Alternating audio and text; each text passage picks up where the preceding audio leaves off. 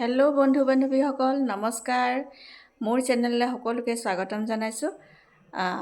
আশা কৰোঁ আপোনালোকে মোৰ উপলব্ধি, মোৰ অভিজ্ঞতা আৰু মোৰ প্ৰচেষ্টাসমূহ আঁকোৱালি ল'ব। আজি আকৌ এটা নতুন ভিডিঅ'লৈ মই আপোনালোকৰ ওচৰত আহিছোঁ। আজি আমি ওলালোঁ টিংৰাই বজাৰলৈ যাবলৈ।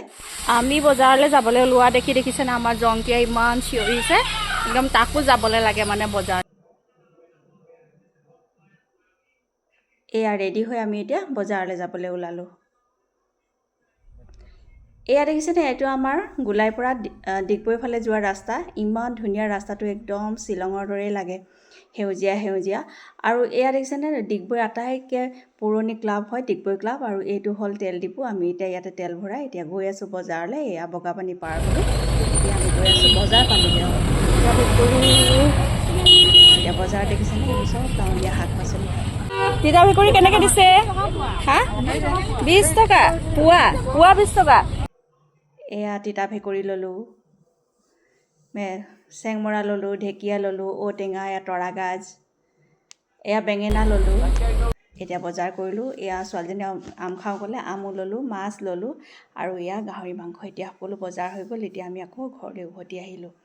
এতিয়া আমাক উভতি অহা দেখি ইহঁতৰ ইমান ফূৰ্তি। এতিয়া দেখিছেনে আমি কি কি বজাৰ কৰিলোঁ। সকলোখিনি কিন্তু গাঁৱলীয়া বস্তু, একো ইয়াত সাৰ দিয়া বস্তু একো নাই। খুব ধুনীয়া দেখিছেনে, ইমান ফ্ৰেছ, দেখিলে একদম খাওঁ খাওঁ লাগে। এইখিনি দেখিলে মাছ, আৰু এইখিনি হ'ল গাহৰি মাংস। এইখিনি আকৌ ঘৰৰে কল দেই, জাহাজী কল হয়, এনেকৈ কাৰ্বাইড নিদিয়া কল কাৰণে। এতিয়া হালধীয়া, এবাৰ খাই লওঁ বুলি ভাবিলোঁ, ইমান মিঠা কলটো। আৰু বাকলিখিনি মই পেলাই নিদিওঁ, এইখিনি মই ফুলত ব্যৱহাৰ কৰোঁ। এতিয়া সকলোখিনি কাটি বাছি ল'লোঁ। চেংমৰা, এয়া মগু দালি বনাই ল'লোঁ ধুনীয়াকৈ প্ৰেছাৰ কুকাৰত, আৰু ইয়াৰ মাছখিনিত হালধি আৰু নিমখ সানি ল'লোঁ। এতিয়া ভাজি ল'লোঁ। ভাল লাগিছেনে বাৰু দেখি? আপোনালোকে কোনে কোনে এনেকৈ খাই মোক জনাব দেই।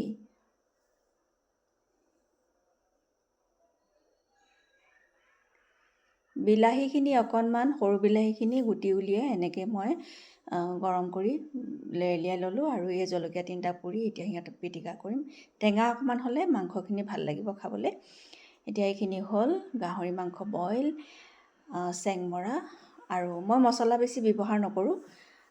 অকল মই মছলা হিচাপত ৰঙা জলকীয়া আৰু অকল পেকেটৰ এই পেকেটটোৱে অকণমান ব্যৱহাৰ কৰোঁ, আৰু বেছি মই মছলা ব্যৱহাৰ নকৰোঁ। আপোনালোকে এনেকৈ খায়নে নেখায়? বেছি মছলা ব্যৱহাৰ কৰিলে পেটৰ কাৰণেও বেয়া।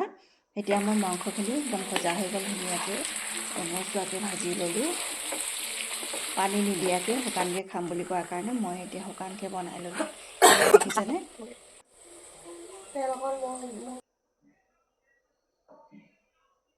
এতিয়া থালিখন বাঢ়ি ল'লোঁ। এইখিনি হ'ল বিলাহী পিটিকা।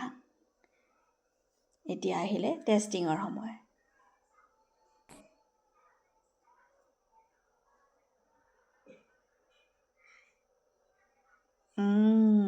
কি মস্তি লাগিছে, ৱাও।